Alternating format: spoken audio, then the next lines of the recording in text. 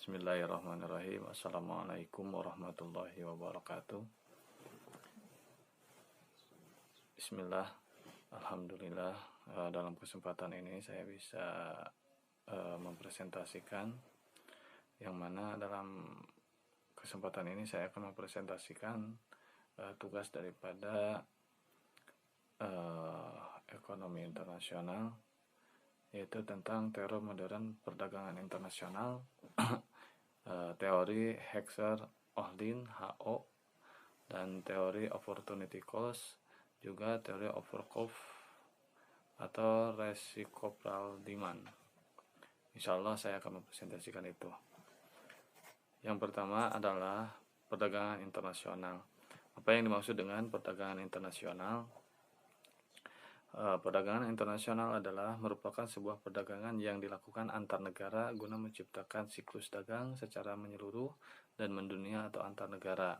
Perdagangan ini bisa dilakukan oleh negara-negara yang melakukan kerjasama secara ekonomi, bahkan sesama pengusaha antar negara. Di sini ada teori Hexer-Ohlin atau H2O, yang mana teori ini adalah menjelaskan perdagangan antara dua negara. Teori ini mengemukakan bahwa suatu negara akan mengekspor komoditi yang produksinya memerlukan lebih banyak faktor produksi yang relatif melimpah dan murah, dan dalam waktu bersamaan akan mengimpor komoditi yang produksinya memerlukan lebih banyak faktor produksi yang relatif langka dan mahal di negara tersebut. Teori HO ini menggunakan dua kurva.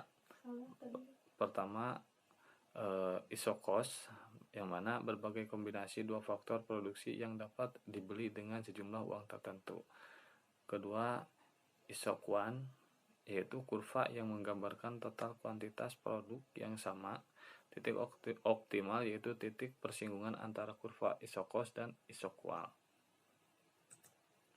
Nah, sebagai gambaran di sini ada ilustrasi. Misalnya, negara A memiliki tenaga kerja yang banyak dan relatif sedikit kapital.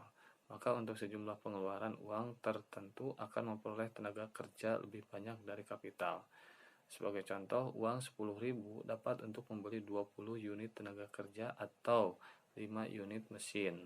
Jadi 20 tenaga kerja sama dengan 5 unit mesin, atau 4 tenaga kerja itu sama dengan 1 unit mesin, ya.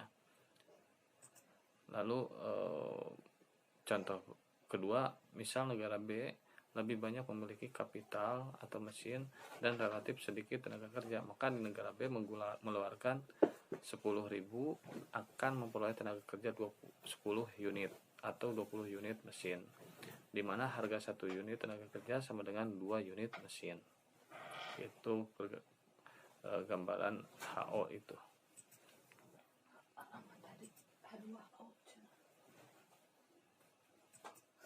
Nah, jadi harga di negara A akan lebih murah apabila memproduksi barang yang relatif menggunakan banyak tenaga kerja dan sedikit kapital, hingga disebut labor intensif.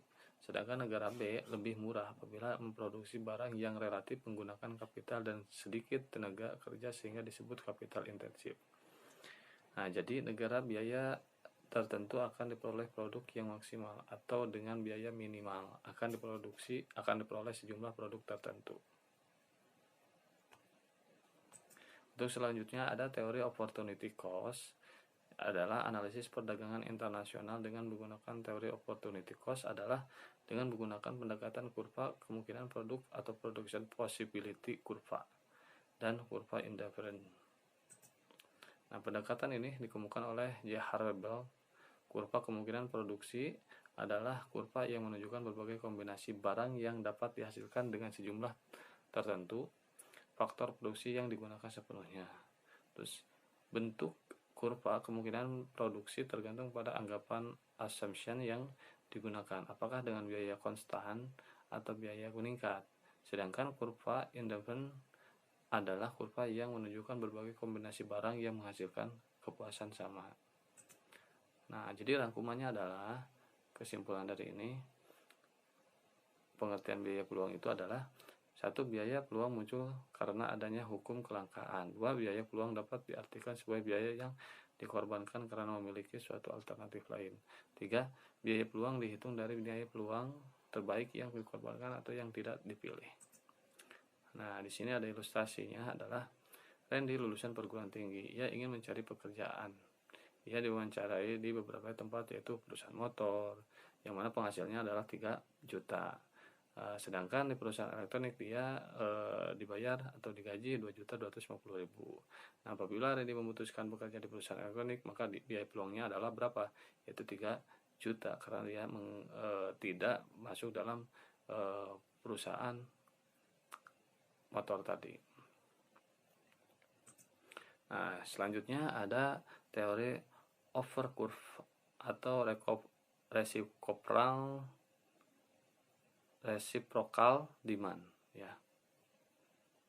Yang mana ini adalah diperkenalkan oleh 2 ekonom Inggris yaitu Marshall dan Edwards, yang menggambarkan sebagai kurva yang menunjukkan kesediaan suatu negara untuk menawarkan atau menukarkan suatu barang dengan barang lainnya pada berbagai kemungkinan negara. Ya.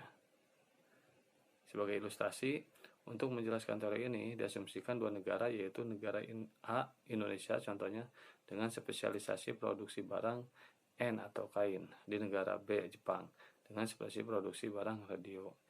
Nah, inti teori ini adalah ekspor barang N atau kain Indonesia akan sama dengan impor N kain Jepang.